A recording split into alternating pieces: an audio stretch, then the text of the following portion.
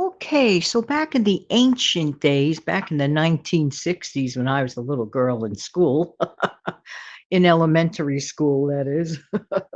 Hey, how you doing? This is Jan. Welcome to another episode on the Save Money and More with Jan channel. How you doing today? Thank you for being here. If you have a minute, have a cup of coffee, cup of tea, or just kick back for a minute.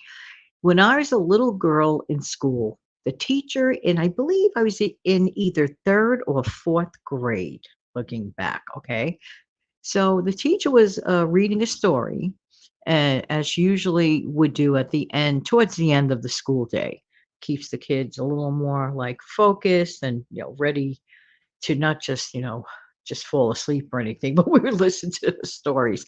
So in one of the stories that the teacher read aloud, she was very dramatic teacher, practically like an entertainer, which was amazing, a true original edutainer, if you will.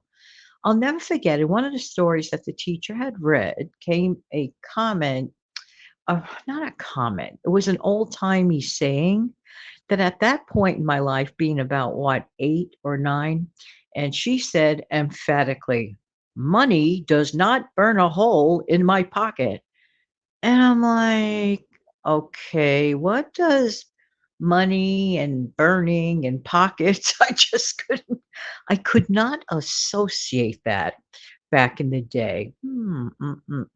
But then as I got older, I realized that that very old-timey saying must have been around at least, I would say at least 70 to 100 years. I'm just guessing. That's the way it feels.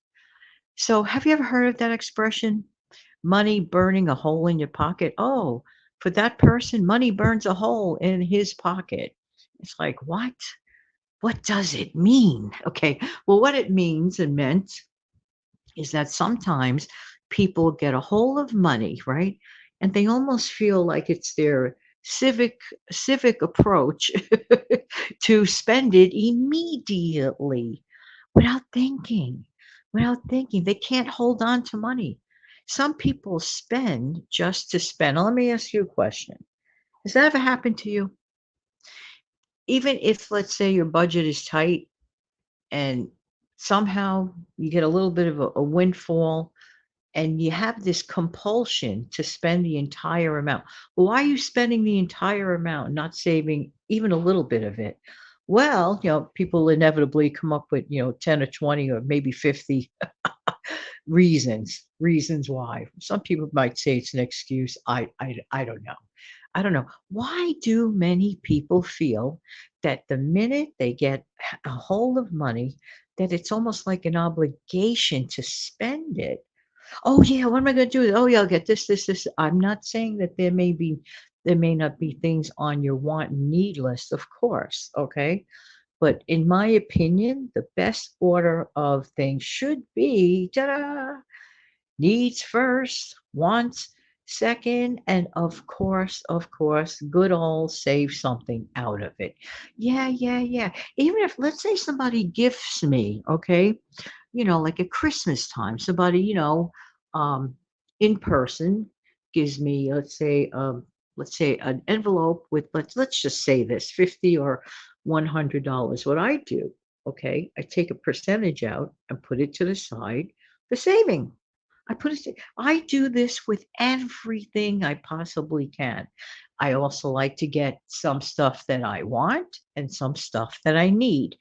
Usually, I would say 9 out of 10 times the need comes first. But that expression about money burning a hole in your pocket is just so strange. And I just didn't understand it. Now let's talk about paychecks for a minute. All right. Right now, paychecks feel as if, and it's not your imagination, just for the record. It feels as if your paycheck is shrinking, right? Little by little. Well, it's been doing that for some time now. Even if the numbers went up, the cost of our expenses go up, and you see where I'm going with that. So I don't think many of us should be at that option about burning a hole in our pocket, going through money like it's nothing. Isn't it a great idea? Maybe it's like practicing using our frugality muscles. Don't feel deprived, okay?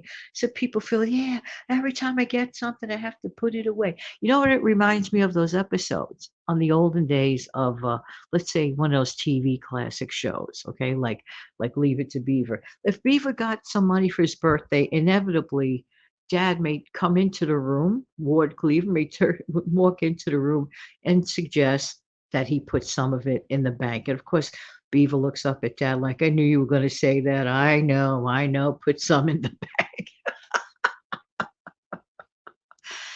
But that is not deprivation. That is not deprivation. I believe in this. Get some of those wants fulfilled. Okay.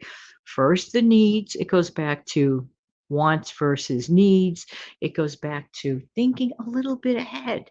So even if, let's say, out of $100, okay, let's say you have $100, just work with that number for a minute. Let's say you mowed somebody's lawn, okay, and they paid you. I'm just using this number, okay, because I don't really know how much people pay for each other's lawns to get done, okay. But let's just say that a person made $80 on getting a lawn done, okay, for your efforts. Or let's make it an easier number, $100, okay, just for the record, just for math's sake. Wouldn't it make sense that X number of that $100, okay, goes to needs? I would say that $50 would work.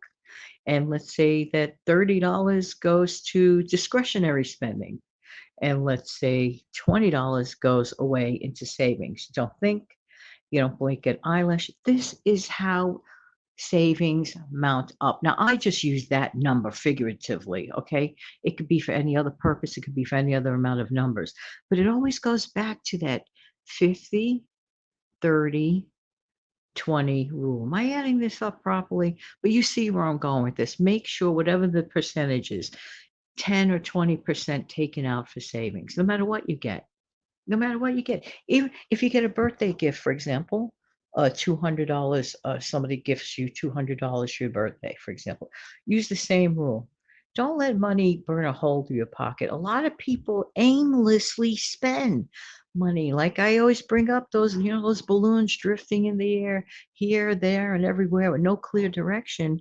And, it's like throwing the spaghetti up against the wall and hoping some of it sticks to the wall, but a lot of it's going to fall down on the floor. See where I'm going with this? So instead of the traditional subconsciously, and people do it subconsciously, okay? They let money burn a hole through their pocket subconsciously. They don't realize that they're doing it. They tear through money. We have all done it at least once. I don't believe in this perfect world where no one ever makes a mistake. I would say I'm going to guess that 80% of anybody listening to this, at least one time in their life, let some windfall or something burn a hole through their pocket. Even if something is a windfall, unexpected, use the same principles. If not for anything, it's just a great habit to get into.